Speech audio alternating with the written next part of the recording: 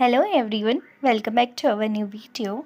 आज का video UGC net दिसंबर 2023 का जो क्वेश्चन पेपर हम सॉल्व कर रहे थे उसके एनालिसिस का सेकंड पार्ट होने वाला है बेसिकली।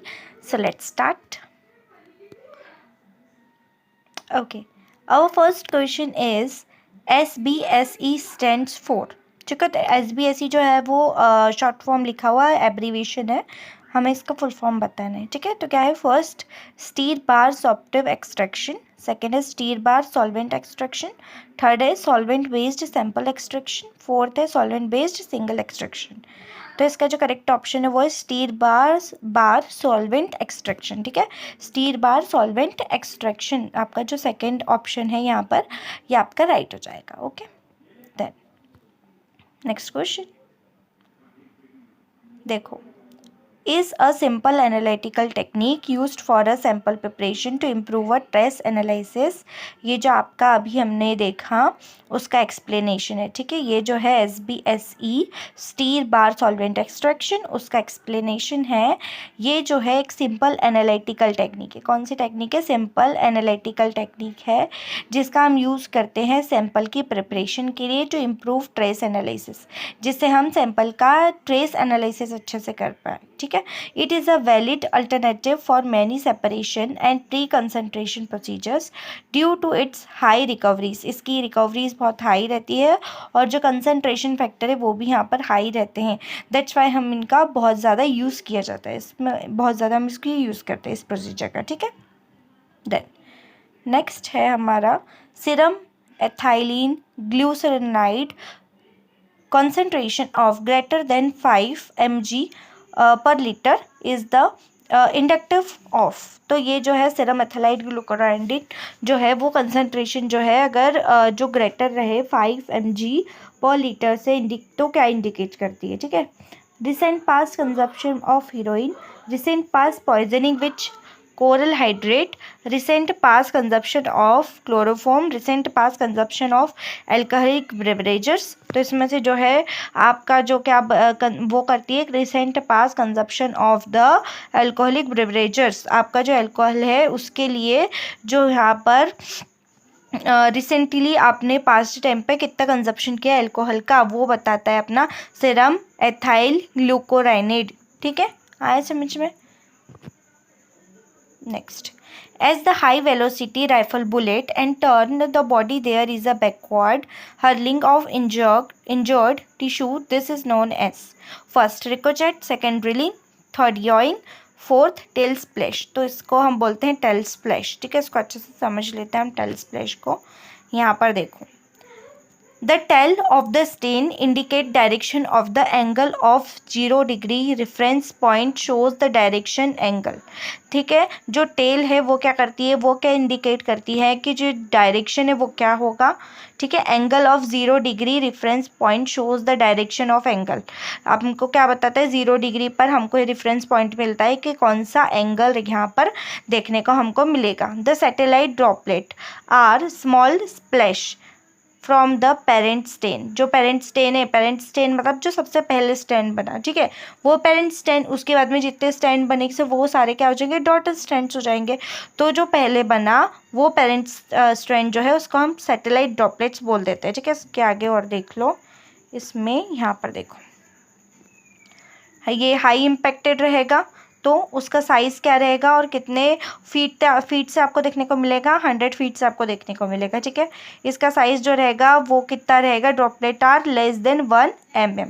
फिर मीडियम इम्पैक्ट जो होगा इसका जो 1 mm to 4 mm के बीच में ड्रॉपलेट देखने को मिलेगा और इसकी वेलोसिटी जो होगी वो हो सकती है 25 फीट पर सेकेंड से। ठीक है, फिर जो लो इम्पैक्ट होगा उसका क्या देखने को मिलेगा? More than 4 mm। ठीक है, और इसकी जो वेलोसिटी होगी वो 5 फीट पर सेकेंड से वो रखती होगी। ठीक है, देन उसके बाद में 90 डिग्री में जो रहेगा नो डायरेक्शन, यहाँ पे आपको कोई डायरेक्शन देखने को नहीं मिलेगा। देखो स्पाइन्स क्या है? Connected with the main blood droplet. Spine मतलब वो जो कनेक्ट होता है मेन ब्लड ड्रॉपलेट से। ठीक है, और satellite are the small secondary droplet. जो सैटेलाइट होगा वो जो दूसरा ड्रॉपलेट है उसे हम बोल देंगे। ठीक है, जो कनेक्टेड रहेगा आपके पेरेंटियल सेल से। Then this type of going on the left and high right coming forward, ठीक है, डायरेक्शन भी इससे हमें पता चलेगा और इससे हमको इसकी लेंथ भी, एंगल भी, किस एंगल में जो आपका टेल है, ये टेल आपको देखने को मिल रहा होगा यहाँ पे आपको टेल दिख रहा है, तो आपको डायरेक्शन यहाँ से पता लगेगा कि इस डायरेक्शन में बेसिकली जो पर्सन है, पर्सन की जो बॉडी है, ये इंजर्ड पर्सन है, वो इस डायरेक्शन में रहा होगा, ठीक है। तो आपको डायरेक्शन यहाँ से देखने को मिलता है।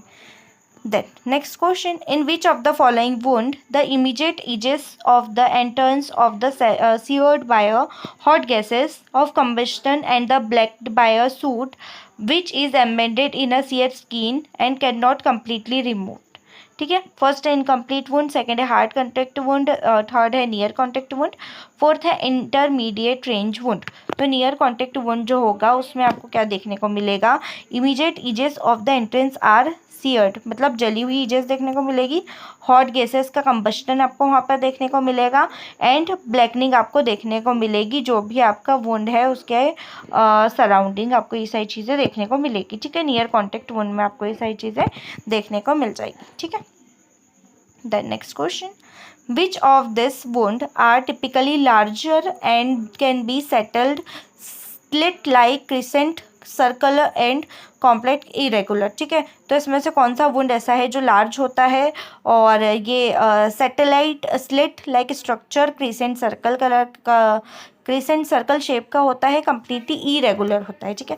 Distance wound, angle contact wound, intermediate wound या एग्जिट वुंड। तो एग्जिट वुंड जो रहता है वो आपका satellite slit like crescent circular और कम्प्लीटली इरेगुलर होता है, ये याद रखना है हमें, ठीक है।